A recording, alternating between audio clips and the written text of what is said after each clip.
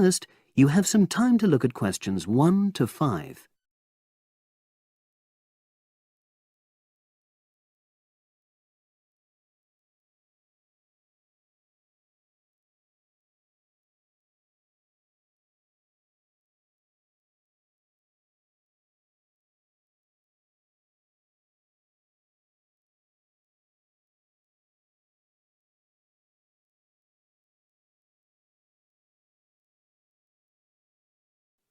Now we shall begin. You should answer the questions as you listen, because you will not hear the recording a second time. Listen carefully and answer questions 1 to 5. Oh, excuse me. I wonder if you'd have the time to take part in some market research. What's it about? About this club and your experiences and opinions about being a member. It'll take less than 5 minutes. Oh, OK then, as long as it's quick. Can I start by taking your name? It's Selina Thompson. Is that Thompson? Yes. Okay, great. Thanks. And what do you do for a living? Well, I'm an accountant, but I'm between jobs at the moment. I understand. But that's the job I'll put down on the form. And would you mind my asking which age group you fall into? Below 30, 31 to 50, and above? Over 50, I think we can safely say. Great, thanks. And which type of membership do you have? Sorry, I'm not sure what you mean. Do you mean how long? No, is it a single-person membership? Oh, right, no, it's a family membership. Thanks. And how long have you been a member? Ooh, let me see. I was certainly here 5 years ago, and it was probably 2 to 3 years more than that. Shall I put down 8? Oh, I remember now. It's 9, definitely. Sorry. No problem. I've got that. And the last question in this first part is, what brought you to the club? Sorry? How did you find out about the club? Did you see any ads? Well, I did actually, but I have to say I wasn't really attracted to the club because of that. It was through word of mouth. So you were recommended by a friend? Actually, my doctor. I'd been suffering from high blood pressure, and he said the club was very supportive of people with that condition, so I signed up. Great, thanks. Before you hear the rest of the conversation, you have some time to look at questions 6 to 10.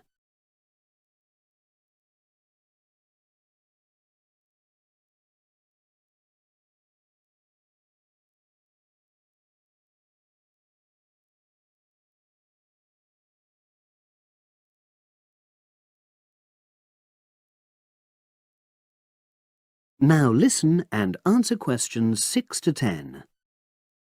Now, for the second part of the form, I want to ask a bit more about your experience of the club. Sure. How often would you say you use the club? It varies enormously, depending on how busy I am. Of course. But on average, per month? I'd say it averages out at twice a week.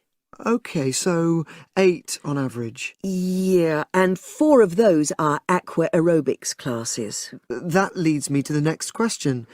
Would you say the swimming pool is the facility you make most use of? Fair to say that, yep.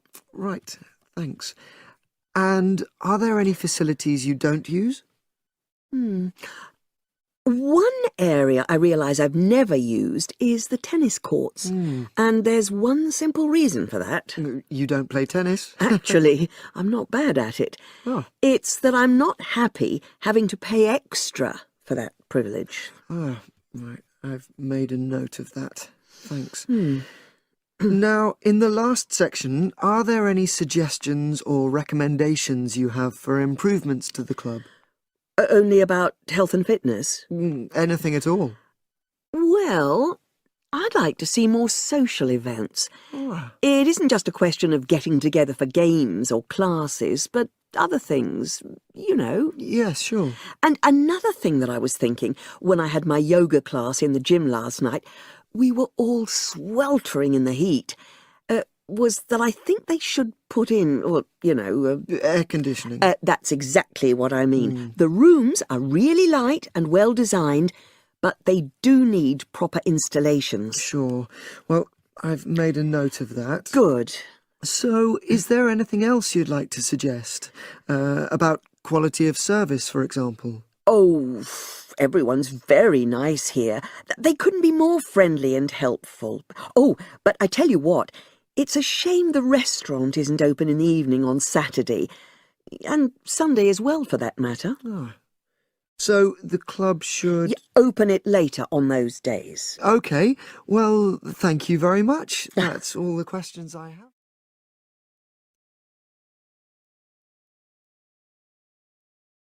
That is the end of part 1. You now have half a minute to check your answers.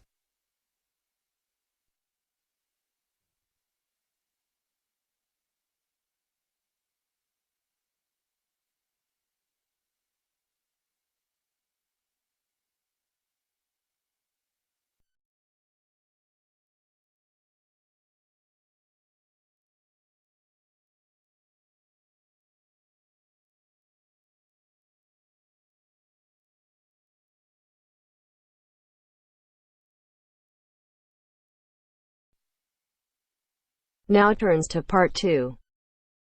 Part 2. You will hear a conversation between an IELTS candidate and an IELTS administrator. First, you have some time to look at questions 11 to 15.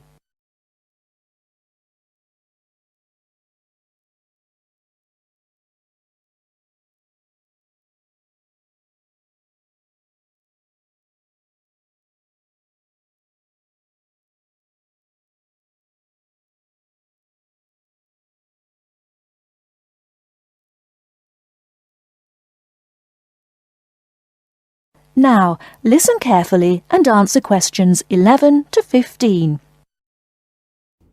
Good afternoon. I'm applying for a master's program at the University of Exeter in the UK. I'm planning to register for the IELTS exam at your centre next month. I have some questions I'd like to ask you before I register, if that's okay. Certainly. Would you be taking the academic module? I think so, but I'll have to contact the university just to make sure. You'll probably need the academic because most universities don't accept the general training. And anyway, the procedures to register for the exam are the same for both the general and the academic modules. Good. My first question is whether I sit all parts of the exam on the same day. I don't live here, you see, and for me it would be more convenient to do all the papers on the same day. Unfortunately, the speaking part is scheduled for Thursdays, and reading, writing and listening tests take place on Saturdays. We can't change the days, I'm afraid. That's a pity. Well, never mind. What sort of documents do I need to bring in order to register? You'll have to fill in the IELTS application form and bring an ID, a copy of your ID, and 2 passport-size photos on a white background. Will any ID do? We only accept original passports and national IDs. That's good to know. Did you say that reading, writing and listening are scheduled for Saturday? That's right. Will I get a break in between the papers?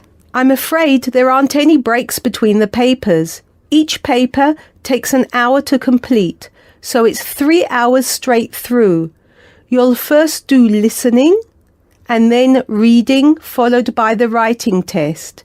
This is a standard requirement from Cambridge. Before you hear the rest of the talk, you have some time to look at questions 16 to 20.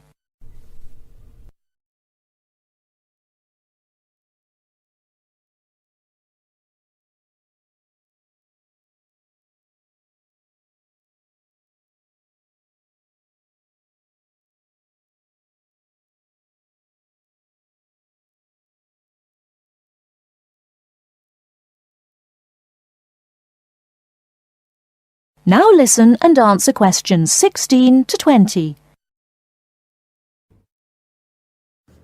Okay, and how soon after the test can I pick up my results? It takes 13 calendar days for the results to be processed. Can you let me know how much it is and the form of payment? The examination fee is $200. You can pay by credit or debit card. We also accept checks. We only accept cash as a form of payment in exceptional circumstances. And one last question. Can I mail you the application documents? Certainly. You can send all the documents by registered mail to our address, 47 Clover Place, New Rochelle, New York. Could you spell New Rochelle for me, please? Certainly. Newrochlele.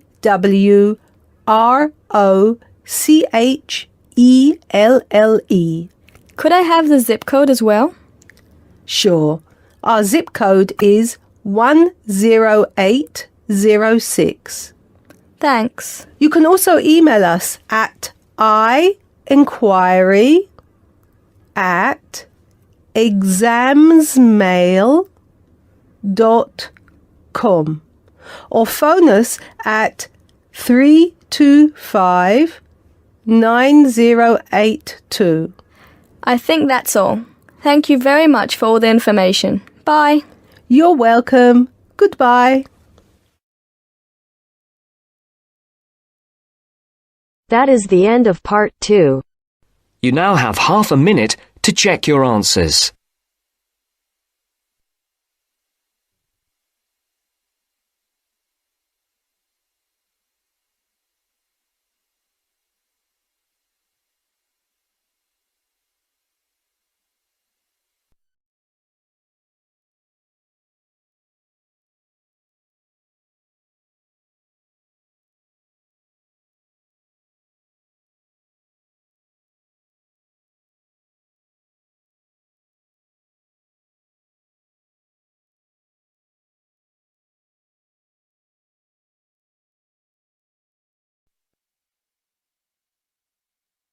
Now turns to part 3. Part 3.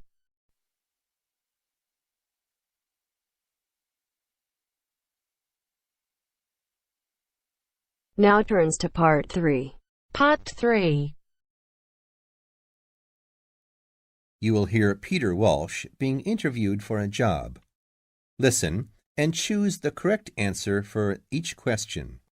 First, you have some time to look at questions 21 to 25.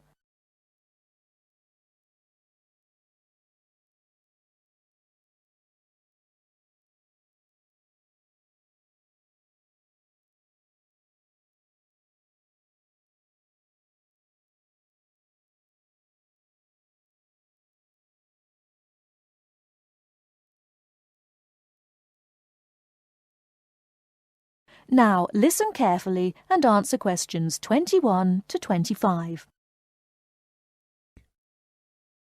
Joanne! Hi, you must be Rob. Nice to meet you. So, I hear you're planning to visit Australia. Yeah, and I really wanted to talk to you because I was thinking of spending some time in Darwin, and my sister told me you're from there. That's right. So, tell me about it. Well, where shall I start? Well, Darwin's in what they call the top end, because it's right up at the northern end of Australia, and it's quite different from the rest of Australia in terms of cultural influences. In fact, it's nearer to Jakarta in Indonesia than it is to Sydney, so you get a very strong Asian influence there. That means we get lots of tourists. People from other parts of Australia are attracted by this sort of international cosmopolitan image. And as well as that, we've got the same laid-back atmosphere you get all over Australia. Probably more so, if anything, because of the climate. But what a lot of the tourists don't realize until they get there is that the city's also got a very young population. The average age is just 29, and this makes the whole place very buzzy. Some people think that there might not be that much going on as far as art, music, dancing, and so on are concerned, because it's so remote. I mean, we don't really get things like theater and opera in the same way as cities down in the south, like Sydney, for example, because of the transport expenses. But in fact, what happens is that we just do it ourselves. Lots of people play music, classical as well as pop, and there are things like artist groups and writers groups and dance classes. Everyone does something. We don't just sit and watch other people. You said it's very international. Yeah, they say there are over 70 different nationalities in Darwin. For instance, there's been a Chinese population there for over 100 years. We've even got a Chinese temple. It was built way back in 1887, but when a very bad storm, a cyclone in fact, hit Darwin in the 1970s, it was almost completely destroyed. The only parts of the temple that survived were part of the altars and the stone lions, but after the storm, they reconstructed it using modern materials. It's still used as a religious center today, but it's open to tourists too, and it's definitely worth going to see it. Oh, and as far as getting around goes, you'll see the places that advertise bicycles for hire, but I wouldn't recommend it. A lot of the year, it's just so hot and humid. Some tourists think it'll be fine because there's not much in the way of hills and the traffic's quite light compared with some places, but believe me, you're better off with public transport. It's fine and not expensive. Or you can hire a car, but it's not really worth it. What's the swimming like? Well, there are some good beaches, but the trouble is that there's this nasty creature called the box jellyfish, and if it stings you, you're in bad trouble. So you have to be very careful most of the year, especially in the winter months. You can wear a lycra suit to cover your arms and legs, but I wouldn't like to risk it even so, personally. And there are the saltwater crocodiles, too. I mean, I don't want to put you off. There are protected swimming areas netted off where you'll be safe from jellyfish and crocs, or there are the public swimming pools. They're fine, of course. Before you hear the rest of the talk, you have some time to look at questions 26 to 30.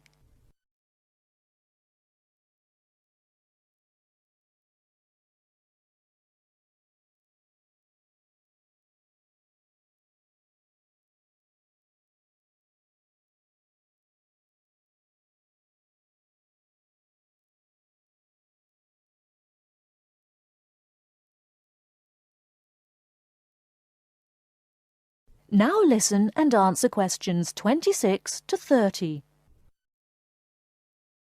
And answer the questions. Please sit down, Mr. Walsh. My name's Jane Swain, and I'm the personnel manager. Hello, how do you do? Now, this is just a short preliminary interview. I'd like to chat about your present job and what you've done up till now.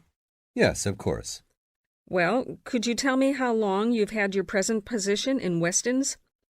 It is Weston's, isn't it? Yes, that's right. I am not sure. Let's see. I left university in 2005. Is that right? Yes, 2005. Then I was unemployed for about 3 months. And then I traveled round America for a few months. So, yes, it must be about 3 years now, in fact. Yes. And have you any particular reason for wanting to change jobs? I mean, why do you want to move?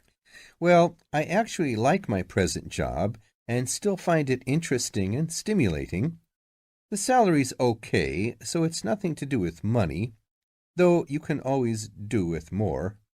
I suppose the thing is that I'm really very ambitious and keen to get promoted, so that's the real reason. You say you like your job. Can you tell me what aspect you like most? Oh, my dear, that's difficult. There are so many things. The other people are great. There's a good cooperative atmosphere. I mean, among the staff, and compared to other companies, the conditions are great. I mean, the office itself and the working conditions. And then there's the fact that they give me lots of room for initiative and let me make decisions. You know, That's what I really like most about the job. Yes, well, we're looking for someone like that. You know, someone who isn't a clock watcher and who isn't too concerned about working fairly long hours. Oh, I don't mind that. I'm used to it. And what about your education? You went to Manchester University, didn't you? Yes. After leaving school, I started a diploma course in design, but I decided to give it up and did an arts degree at university instead. Good. And have you done any courses since?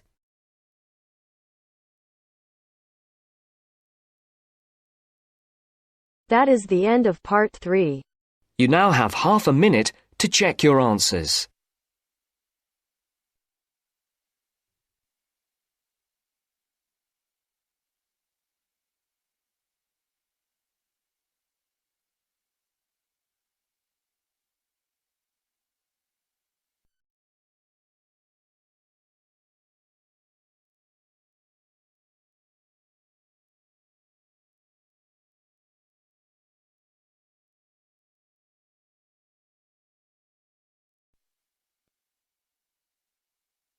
Now turns to part 4.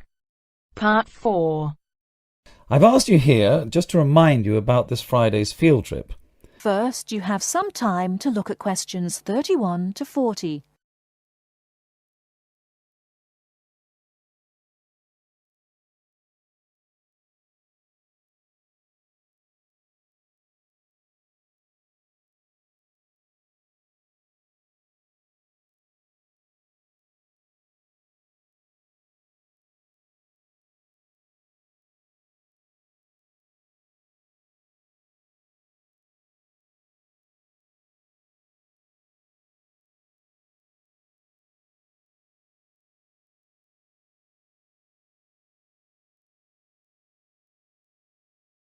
Now listen carefully and answer questions 31 to 40. OK, I'd like to keep this meeting as brief as possible, as I'm sure we all have things to do. I've asked you here just to remind you about this Friday's field trip. This is the first of many field trips you'll be going on, so there are a few rules I'd like to make clear now. Most importantly, I want you all to remember that simply because you are leaving the college does not mean that you are not studying. This is an essential part of your course and should be treated as such. There will be 2 assignments for you to complete whilst you are there, and some extension work you will be expected to do over the weekend, so I suggest you all pay attention on the day. Moving on, remember that we are going to a salt marsh and must dress appropriately. High-heeled shoes and t-shirts are not what I consider appropriate. You need good footwear, preferably boots, and you should bring a waterproof jacket as the weather is unpredictable. It would also be a good idea to bring a change of clothes. There is a chance you will get wet, and a 3-hour return journey in damp clothes is nobody's idea of fun. We will be on the marsh from about 10 o'clock to about 4, so you will be given a light lunch. However, if you want to bring any snacks with you, then please feel free to do so, although we will be stopping for dinner on the way home. Now, this is the 4th time the college has been to Park Drive Saltmarsh, and so far we have never lost a student.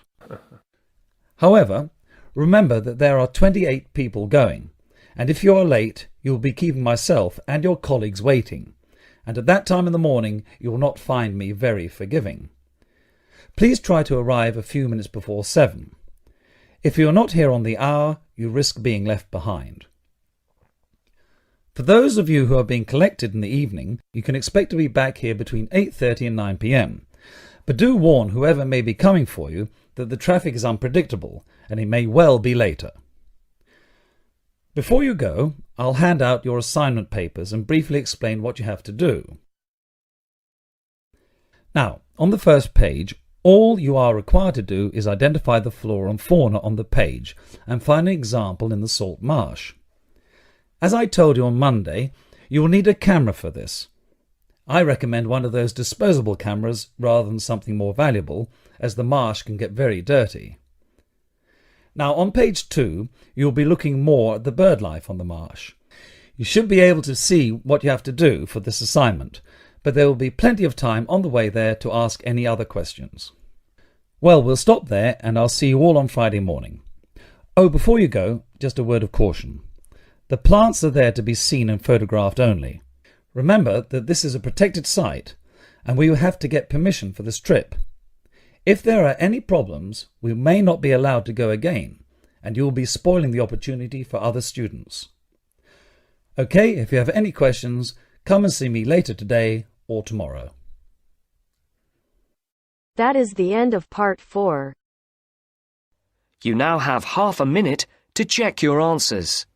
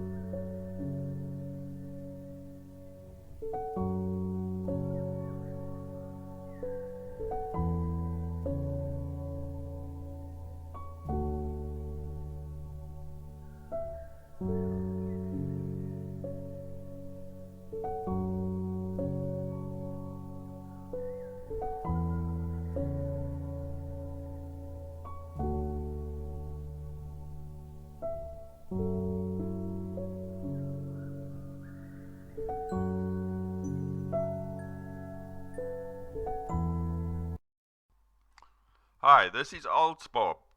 I would very much appreciate it if you could like, subscribe and share this video, as this will enable me to help more IELTS students reach their IELTS goals. Very much appreciated. Thank you.